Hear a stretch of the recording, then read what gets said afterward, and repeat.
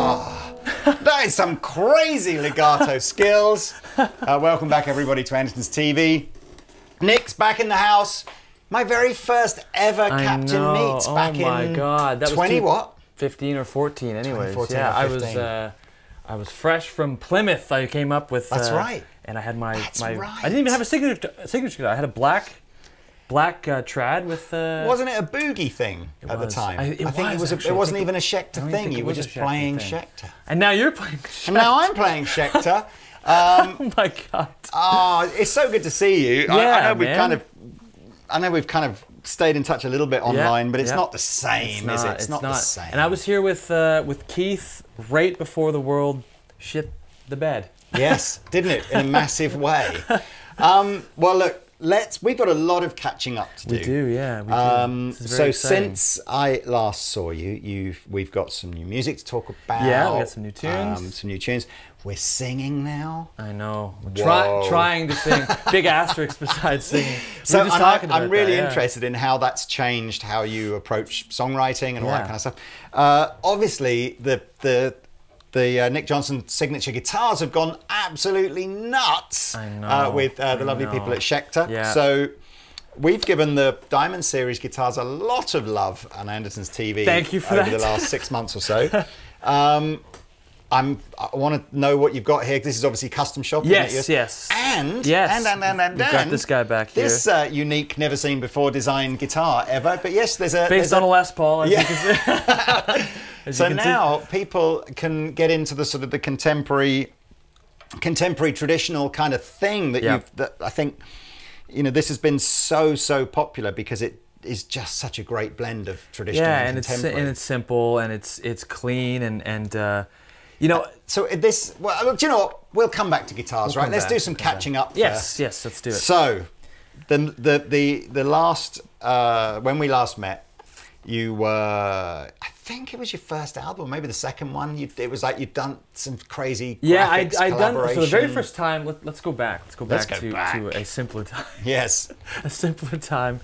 I had done a couple records and I had just started working with Schecter because, you know, at the time I had thought of Schecter, much to my own ignorance and maybe how other people sometimes view it, as a metal company. 100%. Yeah, and you know they had all the demon names, the Sinister Gates stuff, and they definitely, and they nail that. I know that's not their, like, for real aficionados. I know that's not their real heritage. Yes, they're more of a custom shop, of course. Sort of, you know, 2000 to 2015, it was all about the metal the Warped scene. Tour bands and the new metal bands. You know, the Damien, the Hellraiser, the Omen, so many Antichrist names. Which, as a good Catholic boy, I would have. No, I just didn't know that world. I was kind of mainly living under the umbrella of the Big F. You know, that was my thing. And that's all my favorite guitar players played some sort of guitar by them. As you can see, I'm still, you know, dragging one foot behind me in that world.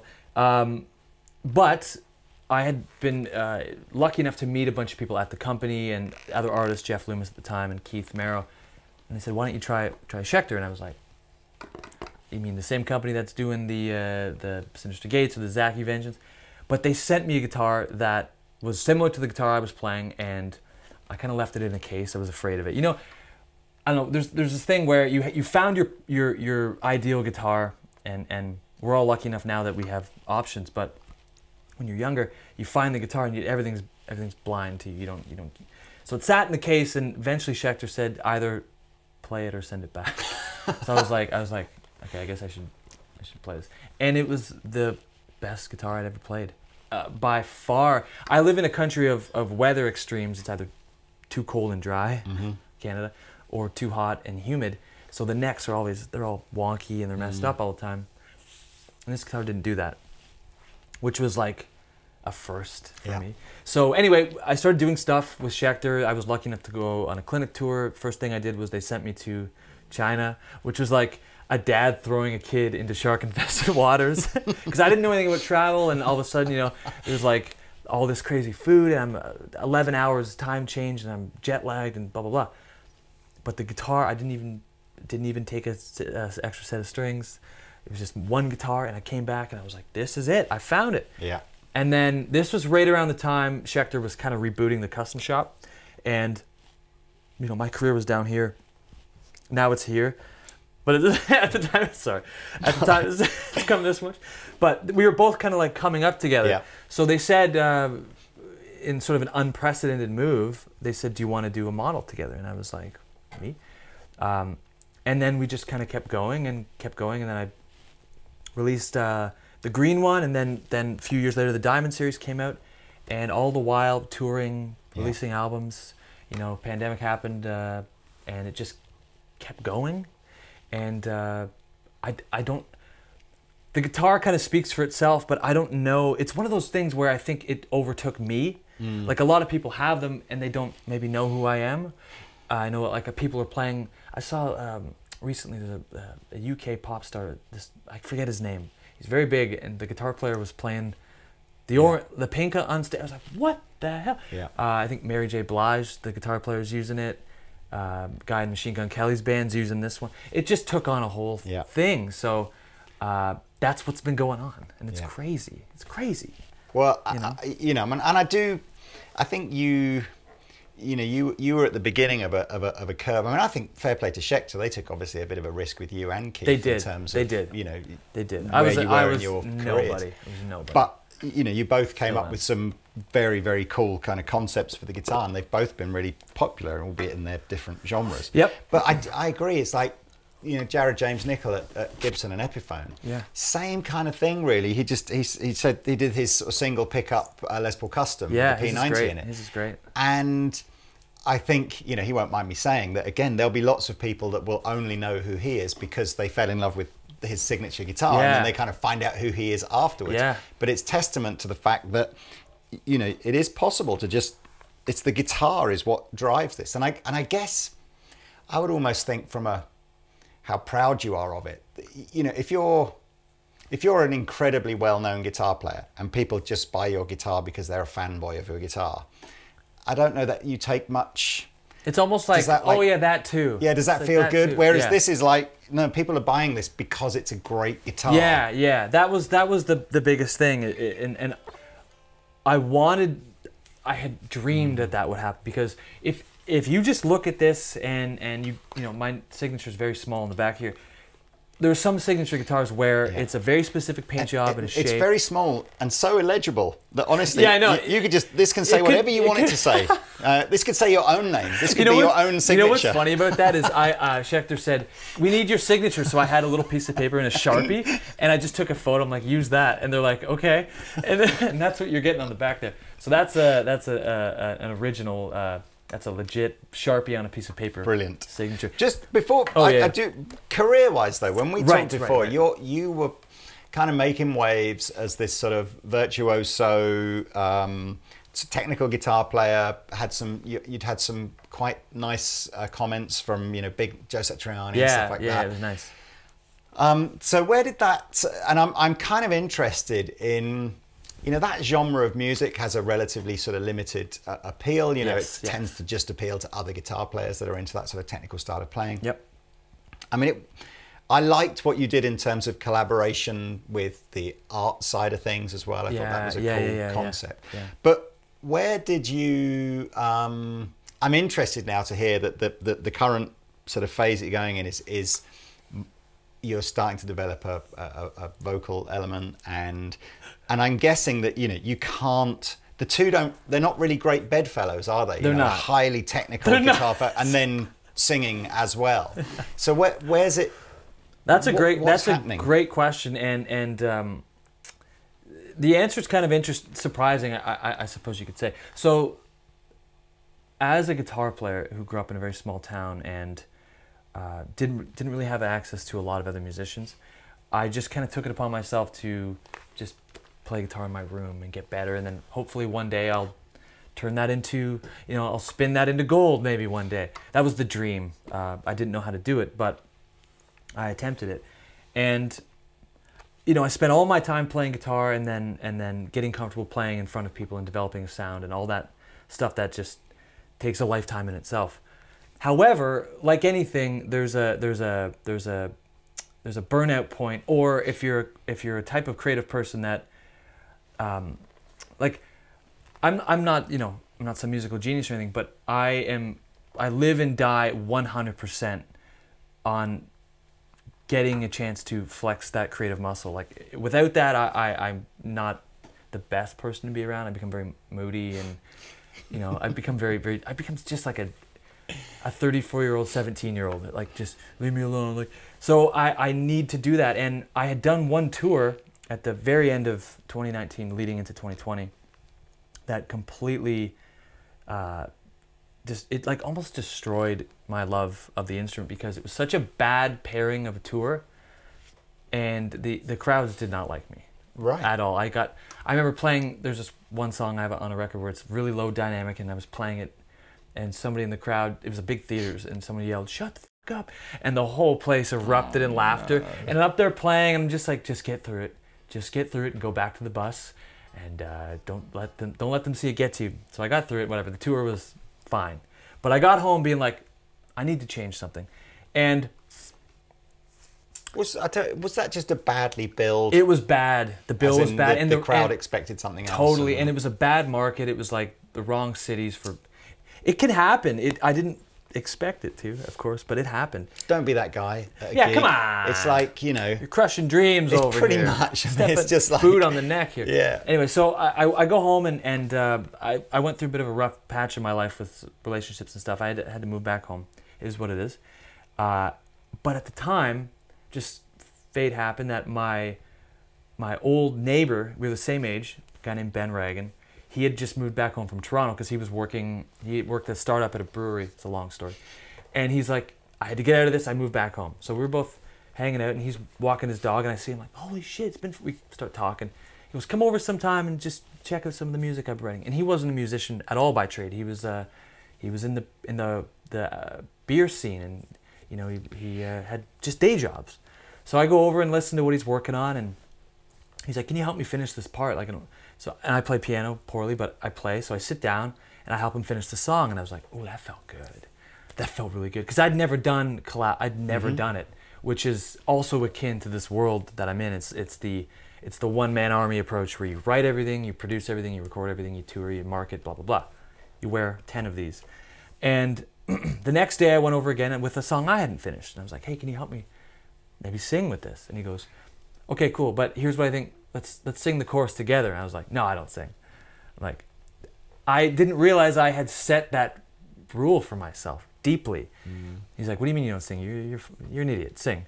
So I sang it with him, and I just naturally hit this like harmony part, and every hair on my body just stood up. It was like, this is what I've been missing.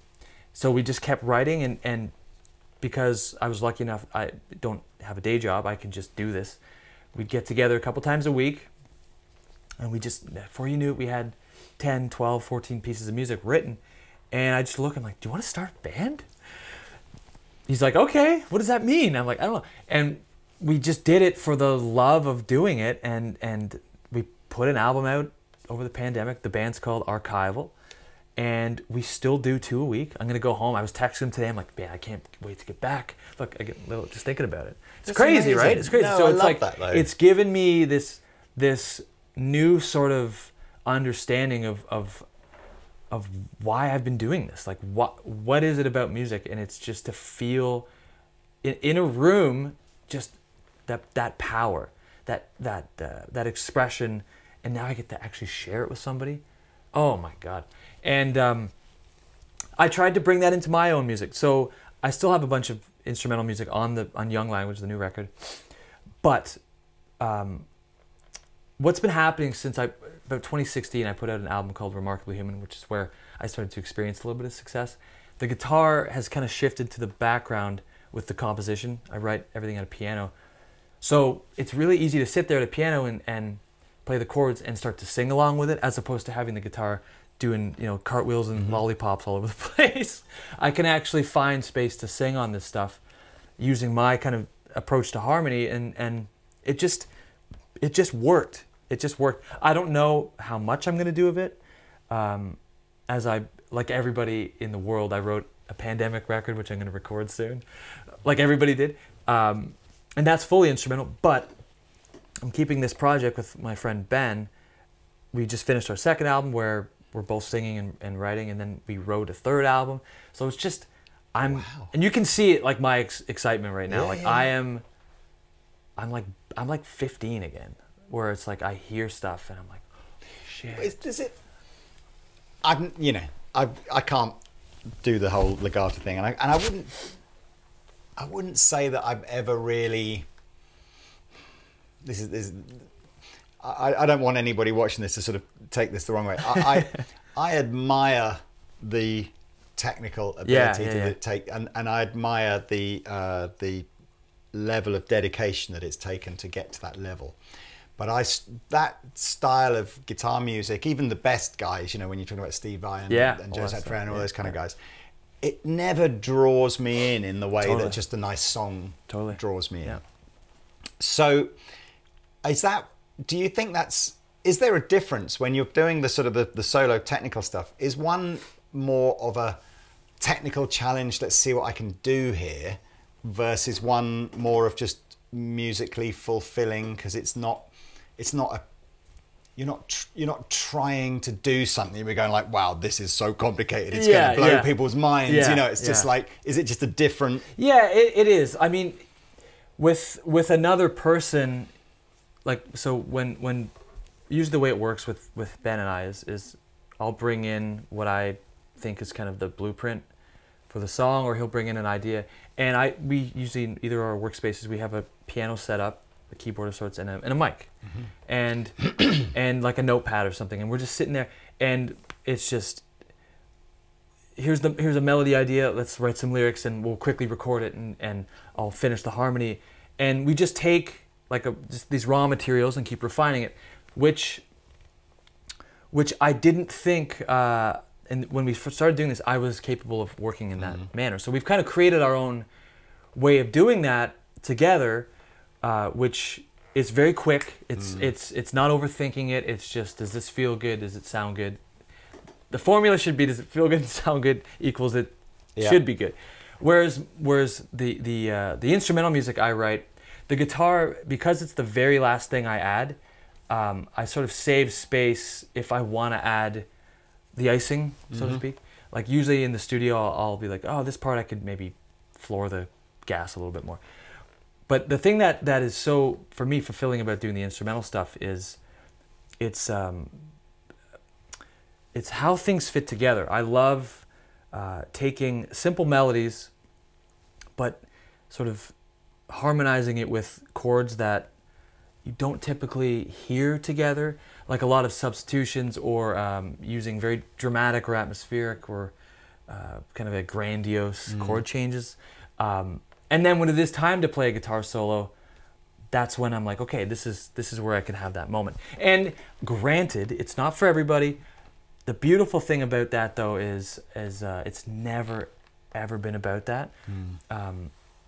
It's always just been about what's the expression here? Like, what am I trying to get across? And if you listen to the records, you know, when I'm sitting here doing all this stuff, like, that's just like me excited in the moment. The records are typically a little bit more tame because I have an engineer being like, you can do better. I'm like, okay, fine. And then by the time we finish the solo, it's not as like raw and kind of off the cuff. So there's an evolution in both, but they're so different, but they're like two sides of the same coin. And you know, I'm never about this is the idea. I'm always about like, let's make this better, or I know I'm not always right, and things can be refined and things can be different, and the arrangement can be different. So it's kind of just about and this is always very humbling to remember. It's the whole journey. I mean, I'm 34. I've been playing guitar since I was 14.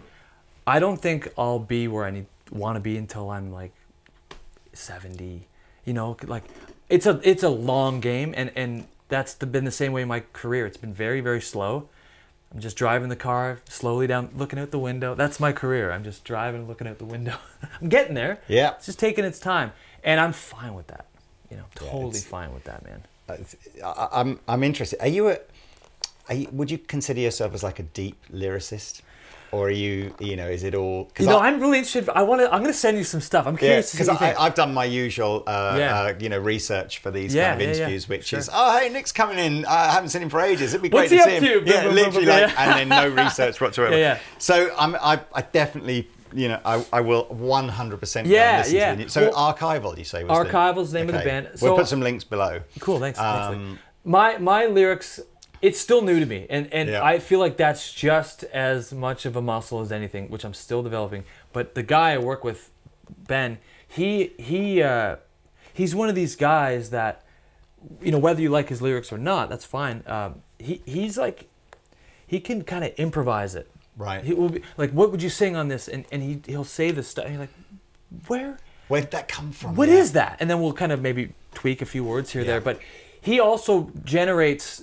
I run on his voltage a lot of times. He's so positive, and he's larger than life. He's like, you know, he's 6'5", just big, excitable. He's like my best friend. He's just like this amazing person, and. You know, he brings this energy. He brings stuff out of me that, like, you know how I'm sure you have a similar thing with Pete maybe sometimes, where you guys just you play off each other so well to the point you're like, I couldn't have done that without him. I don't think I bring that out of Pete. He brings that out. Maybe of me. the other way. So you and Pete together. Yeah, exactly. So like having that, I didn't have that. I had never had that. And now, you know, I work at home constantly. I usually get up really early and I just work all day. And my wife's also a very creative person. That's another thing. I got married, which is cool. She's always, you know, very honest and very encouraging, and you know, she's the type of person. It's early days yet. That will change. She's the type. No. She's the type of person that goes like, you know, like I can see that you need to work on music. Go work on music. I'm like, okay, cool, yes. And it's just I'm in a really good place right now creatively. I feel very like just like a deep well right now. And I've referenced that in my own mind a lot of times, where sometimes you go to get some water and there's just dust at the bottom, but it's full right now. So it's great, man. And I owe that to my external situation, not the internal sometimes, because you know I tend to sometimes. You know, get burnt out or bummed with music. Everything I'm doing sucks. My playing sucks. Everything sucks. But sometimes it just takes just a minute to just, you know, remember what you have and maybe it's the people that you have around you. So right now I'm very lucky. Oh, this is good. Very lucky. Okay. We will all go and listen to your music, and I will listen to it before you even go as well, because I'm really interested to see how it sounds. But let's talk about gear. Let's talk about gear. Yeah, let's do it. So this is a guitar, ladies and gentlemen. That's what Nick plays. This is the model that's been around. Yeah, this is the Diamond Series model. This one actually was originally a UK exclusive with Guitar. Was it? Which is it? Oh, you mean the color or the exactly? Yeah, not the whole thing. Yeah, the orange with the sort of. Baked, I feel like Schecter calls it baked or roasted or flamed maple, or fire roasted, oven roasted. I don't know what the absolutely microwaved, microwaved maple. I don't know, but this was their kind of scheme. But this is a Diamond Series guitar, which, for those of you that don't know, that's basically the import model of the custom shop with Schecter. That's kind of how they, you know, got their bones, so to speak. And the custom shop one came first, did it? So custom shop came first, and that's the one with the full Wangay neck, which is kind of a raw, unfinished, real hardwood, with an ebony fingerboard and these cool. Actually, they're now silver and they used to be brass inlays. Yeah. Custom shop pickups we designed, just a little lower output. You know, push pull, master tone, volume, 5-way, same old thing. I've been using the bar again. You know, got rid of the beard, started using the bar. Bought a hat, you know. Absolutely. Things have changed lately. Things have changed. This is obviously a little bit more expensive. Schecter's custom shop is very small, so the batch is usually like they make like 30 a month. It's quite small, so you know, getting your hands on these is a little bit more of a lottery. I can see with all the checking on there. Oh that's yeah, obviously like a nitro. Yeah, it's like it's the Wembley, and this was a model. These two models, actually no, this one specifically. was one that Guitar Center ordered, an exclusive thing. So they're both kind of exclusive. Just the colors. Just the colors, exactly. Yeah. So these ones, typically, it's all in the same ice cream color, old car color I usually have. And I'm playing this one because anytime I get a new one, that's the one I play. Right. Because it's just, it's like... Oh, sorry. So this is pre-checked, if you like, then. So this isn't an old one that you've had that's This is how it comes. It comes with the aging. So, exactly, the aged nitro. I don't think I've seen a flame top one of yours before. I think all it's the first custom shop ones have all been a solid color, right? First one, we did this one, which was the Atomic Fire, and then the other one is the Atomic Ice, which has this sort of bluish turquoise, very beautiful. You can see it on my Instagram. Yeah. But you know, this guitar, thankfully, did what every guitar player who gets a signature guitar dreams of. Is it stuck around? You know, a lot of times you get one, and a year or two, all of a sudden you get an email saying, "We've decided to discontinue your model.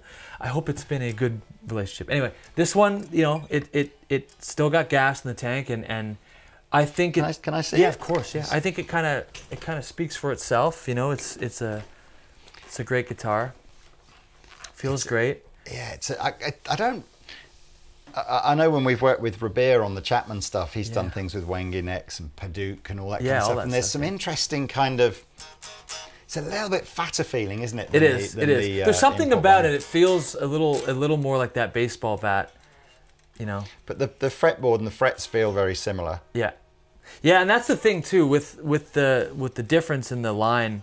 Surprisingly, and I think that's why it's been so successful, is because the craftsmanship is not that far off. It really isn't. If you kind of tweak it and set it up your own way, it feels great. It feels great. Yeah, I mean this feels like this looks like the body carve has maybe stayed very slightly more traditional to Fender, the edges are a little more rolled. A little bit more contemporary, isn't it? A little bit sort of sleeker, slimline. Yeah. But I mean, that's what I love about this guitar, I think. Or you know, we haven't had a lot of experience of doing the custom shop ones, but the Diamond Series ones. I love that you can gravitate towards it, and you never feel like you're too far away from home. You know, like that's when I say home, I mean that just familiarity of the guitars you've played for like your whole life. But it does offer something different. It has that slightly faster feeling neck. The stainless steel frets have a slightly different feel to them. I wouldn't have said the pickups. You know, like you said, they're not hot or they're not like it's some sort of stereotypical. Oh, here's the guy that's going to just go like, you know. They feel classic. The humbucker is nicely balanced with the single coils. Yeah. It's just a nice guitar. Even the trem system, I think, is just, you know, even on the Diamond Series one, it feels like a trem system that's got enough tension in it to sort of stay in tune. And this is nice, though, isn't it? It's cool, man. Yeah. Funny, isn't it? How just guitar players are so weird with wood, aren't they? It's like everyone and science and everyone just sort of says it's all in your mind. There's nothing to, and you just sort of going, it's not. There's something. There's something. I don't know what it is. I don't know what it is. Maybe we make too much of it, but it's there, right? It's a thing. Do you want me to show you what it sounds like? 100%. Okay, let's see what it sounds like. But it'd be good if you would just if we just jump between the two models. Oh, totally. You know. I'm gonna go forward. So this is your new. You got this is ours, but it's you use one of these, don't you, when you're out and about? Yeah, so. I keep it. It's the Revival Drive. I kind of keep it in my guitar case just in case I get a real lemon of an amp, because you never know what's gonna happen. We Ryan and I, the Schecter guy I've been traveling with for many years, we just were in Germany, then Spain, France, Italy, and. You know, with this business, this is very boring, but distributors, and depending on what amp you get and what store you get, it can be like anything. Today we get this. It's like, oh shit, get the pedal. Yeah, well, I guess that as long as you've got a working power amp, you're basically you're pretty much good to go. Aren't you? So anyway, this is what this guy sounds like. I'm gonna just kind of start on the back pick here.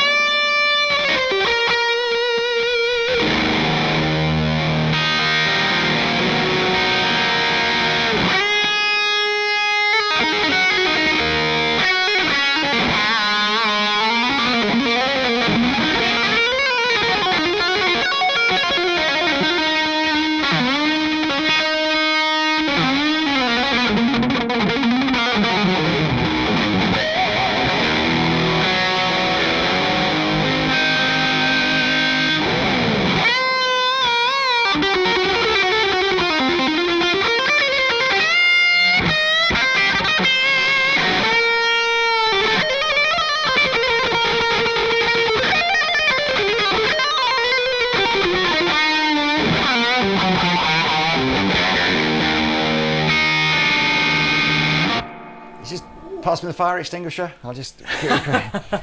Yeah, okay. Pretty cool, pretty cool. So, yeah.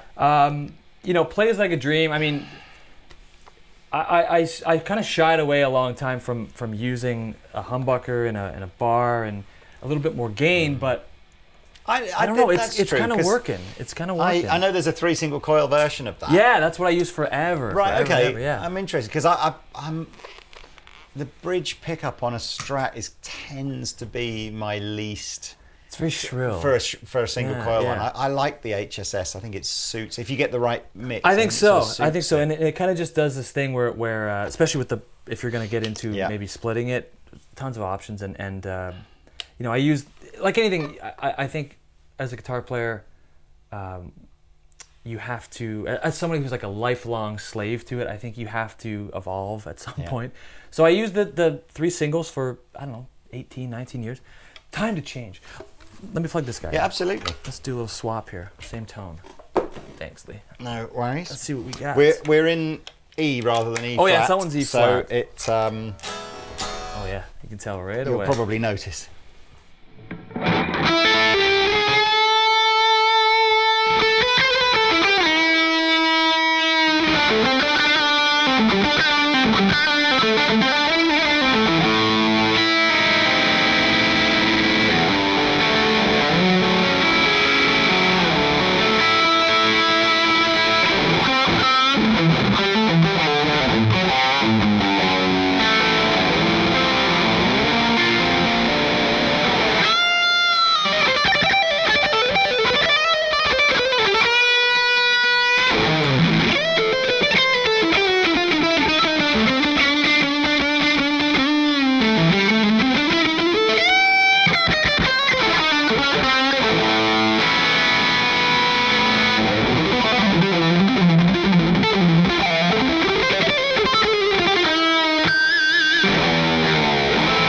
This thing actually feels better.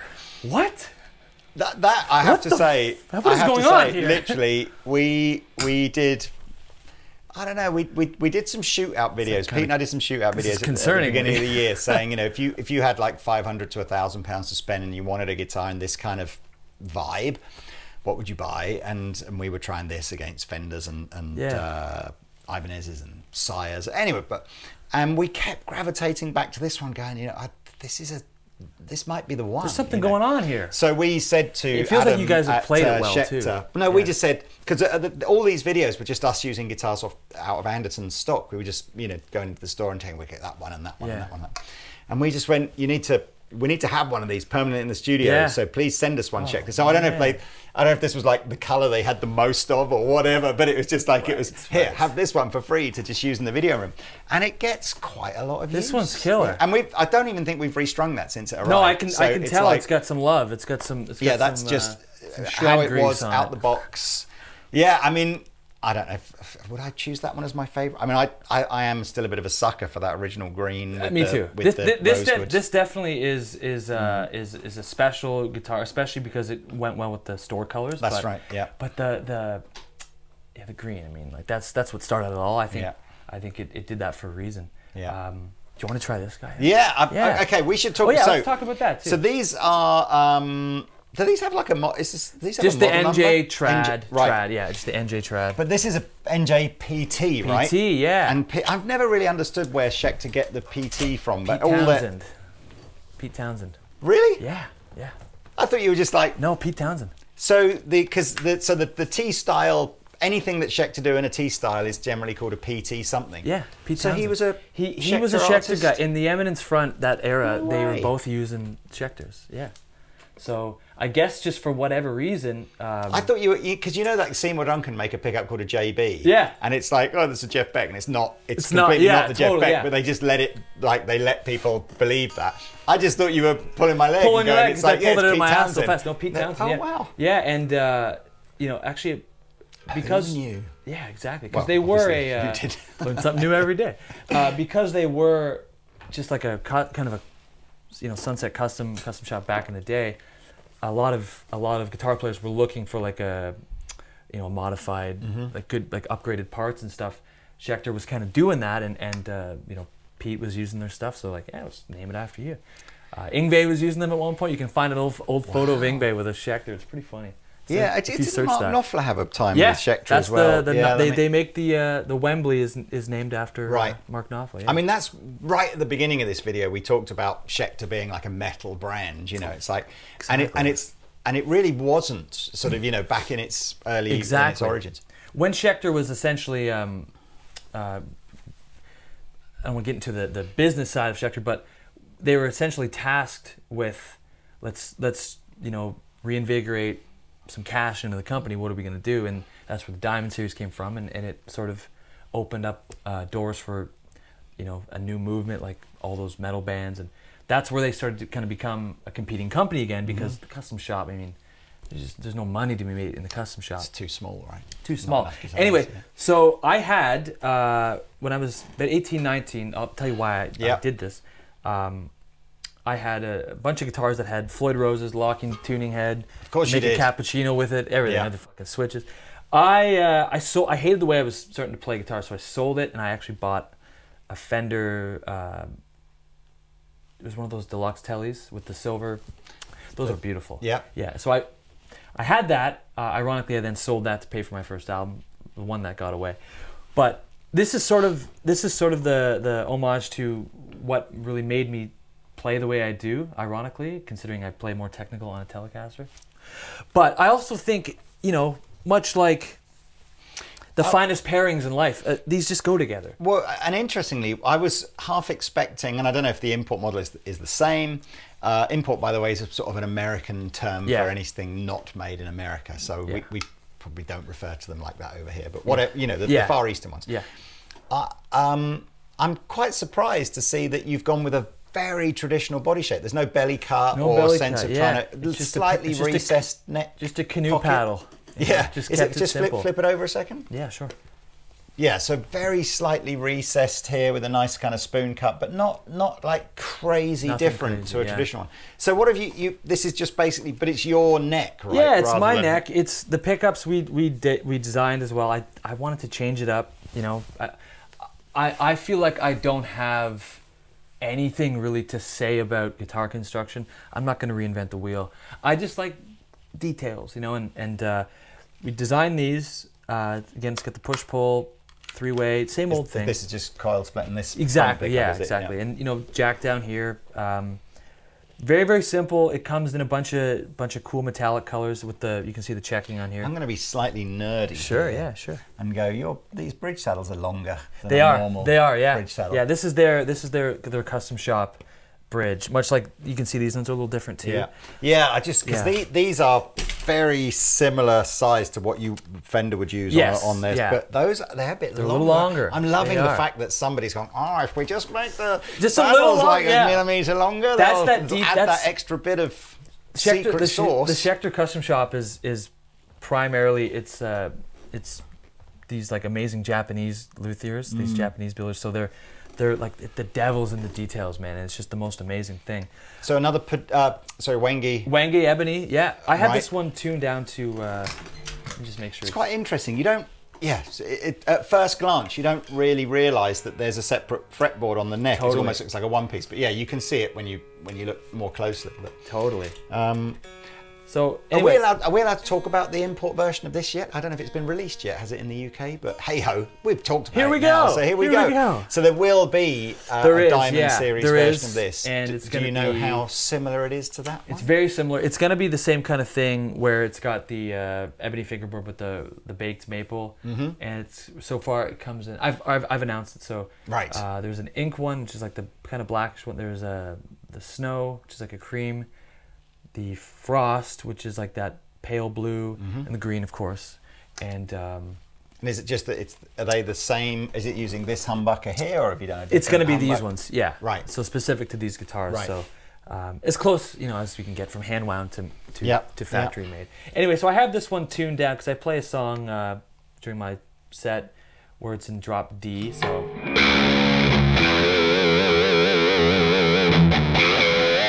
You don't usually think that sound when you think Telecaster. Anyway, so this is what it kind of sounds like. Let's see what we got here.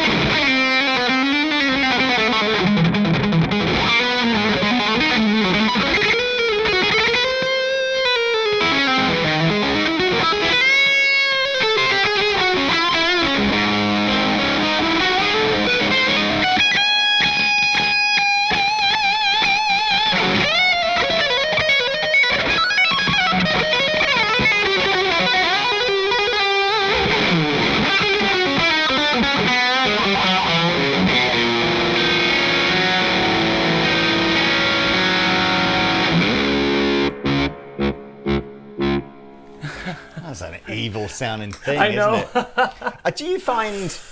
I recently, I got a Telecaster last summer, and Pete obviously has this sort of mythical purple Telecaster that he's had for about 5 years. The purple. Maybe a bit more than that. It's just... and for me, it almost felt like going to a Telecaster was a sort of a bit of a rite of passage. Because it's like, if you know, when you've got a guitar like this and you're just going, help me out, please, guitar. I'm just help me. Yeah. You can go, oh yeah, thanks a lot, thanks so much. That did something. Or okay, thank you, thank you. You've helped me out. Neck pickup, yeah. And you can do the same with a Les Paul, and you know, like the Telecaster's just like, I'm not helping you at all. It's like, it's all you. This thing is, which is why I kind of tortured myself when I was younger and sold what I had and bought one, because I knew it was going to like break me on the anvil. Like it literally goes, I will stay in tune, and that's all. That's literally it. Everything else I will break is you, up to but you. I'll sound good. Yeah, absolutely. Yeah. Totally. You know, and this guitar, it's not so, like, I still can't believe I get to do this. Like this only exists because of the support for that. So, you know, this is sort of like the bonus round. This is the this is the exciting thing where it's like, oh my God, I get to actually have one of these again.